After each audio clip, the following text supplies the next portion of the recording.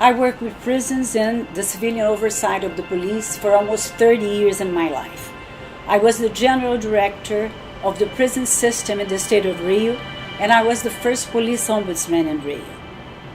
After working for so long with crime and violence, I realized there was an issue at the center of all the problems I was trying to deal with on a daily basis, and that was drug policy.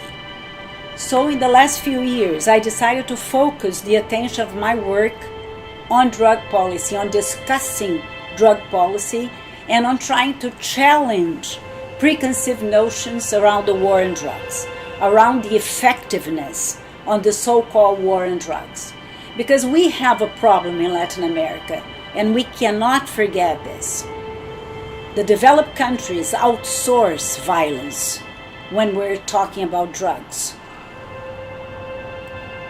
Drugs are consumed in all the developed countries, but the violence, the war on drugs, is being fought in Latin America mostly.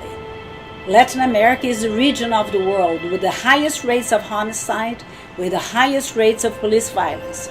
Only in Brazil, police forces kill 8 persons every single day, and most of these killings are directly related with the so-called war on drugs. So although Latin America is the stage where the war on drugs is going on a daily basis, people tend to relate violence with drugs themselves and not with drug policy. So we decided to develop creative and alternative ways to challenge these preconceived notions. So we created a campaign that is called Drug Trafficking is Born Out of Prohibition. And this campaign was mostly done through cartoons. Cartoons that were in the back of buses in Rio for 30 days and attracted a lot of attention. We had very good coverage.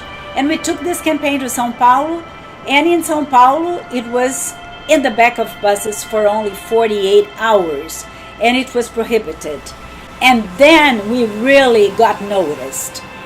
So the attention we got in Rio after 30 days was much less than the attention we got in São Paulo after 48 hours in the streets, but after the campaign being prohibited.